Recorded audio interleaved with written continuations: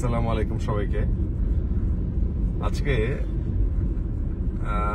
আমরা একটা টপিক নিয়ে একটা কথা বলি আপনাদের সাথে, যেটা আসলে আমি নিজে জানি না ভালো করে, তাই একটু জানার জন্য আমি কমেন্ট করবো যদি কেউ এরকম ইসলামিক স্কলার আমার পেজে থেকে থাকেন তার কাছ থেকে জানার জন্য। সেটি হচ্ছে যে জুমার সময় খুতবা কেন দেয়, আরবিতে কেন দেয় স্পেশালি। খুতবা হচ্ছে আমি এটা ইন্ডিয়াতে নামাজ পড়ছি, মানে জুমার নামাজ, সেখানে হিন্দিতে শুনছি। আমি আমেরিকাতে এটা ইংলিশে শুনছি।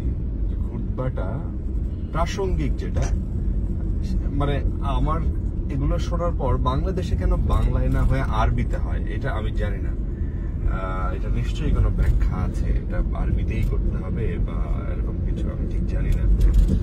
সেটা হইলো আমার যেটা সেন্সে, সাধারণ সেন্সে বলে যে খুতবা হচ্ছে যে সমসাময়িক কোনো টপিক, সেইটা নিয়ে একজন ইমাম সাহেব, তিনি শুধু আরবি পড়া জেনে ইমাম হন নাই, তিনি সমসাময়িক বিষয়গুলো নিয়ে জ্ঞান রাখেন।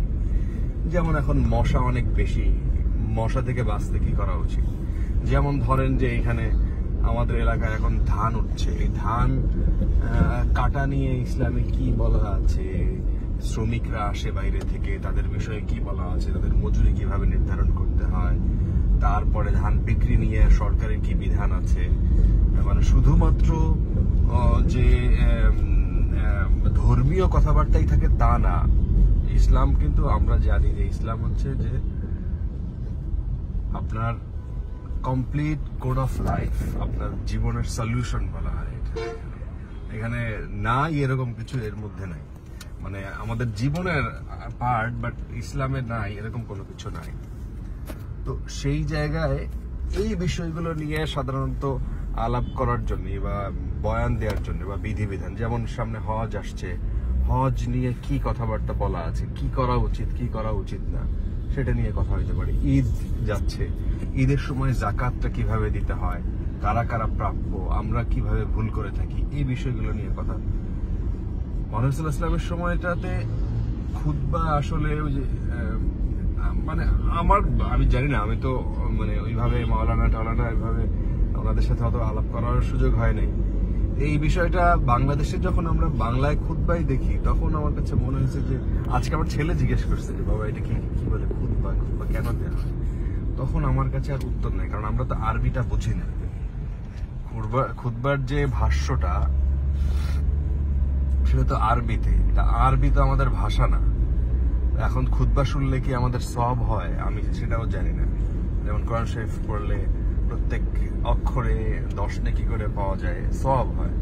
কিন্তু খুতবা শুনলে কি আমাদের সওয়াব হয় আমি জানি না। খুতবা যদি কোনো ইনস্ট্রাকশন হয়ে থাকে, খুতবা যদি আমাদের জীবনের জন্য অবশ্য পালনীয় বিধানাবলী নিয়ে, বিধি নিয়ে আলাপ আলোচনা হয়, তাহলে সেটা কেন অন্য ভাষায়, মানে আরবি ভাষায় হবে। আমরা বাংলাদেশি মানুষ, আমাদের জন্য আজকে এই জিনিসটা, এই টপিকটা মানে তুলে আনার জন্য আরেকটা গুরুত্বপূর্ণ কারণ আছে। সেটি হচ্ছে যে আমি যে মসজিদে আজকে নামাজ পড়ছি, সেই মসজিদে দেখছি যে খুতবা যখন চলছে তখন প্রজেক্টর দিয়ে ওই খুতবার বাংলাটা সামনে দেখানো হচ্ছে এবং সবাই আমরা পড়তে পারছিলাম। আমার কাছে মনে হচ্ছে তাই তো, এই খুতবা যদি আমরা বাংলা দেখে দেখে পড়তেই পারি, তাইলে যারা ইলিটারেট পিপল, যারা আসলে বাংলা পড়তে জানে না, তাদেরকে কেন বাংলায় বললে অসুবিধা কোথায়। একটা হাদিস বললো, এখানে কোরআনের আয়াত থাকে, কোরআনের আয়াত বলার পরে সেটা ব্যাখ্যা করলেই তো হয়ে যায়। এটাই তো খুতবার আমার মনে হয়। আমি জানি না, সেটা ইসলামিক স্কলার তারা হয়তো বলতে পারবেন।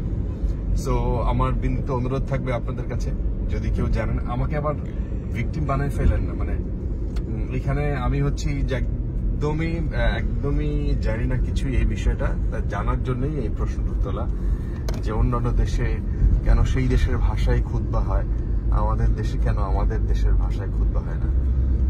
আর আজকে প্রথম আমি দেখলাম বাংলাদেশে একটা মসজিদে সেখানে খুতবা দেওয়া হচ্ছে এবং খুতবার সাথে সাথে আপনার প্রজেক্টরে এই লেখা দেখানো হচ্ছে। তো কেন সেটা সব জায়গায়, এবং শুধু লেখা দেখানো কেন, যারা পড়তে পারে না তাদের জন্য কি মুখে হুজুর বলেও দিতে পারতেন না যে এটা মানে হচ্ছে এটা, আপনাদের এটা করা উচিত, এটা করা উচিত না।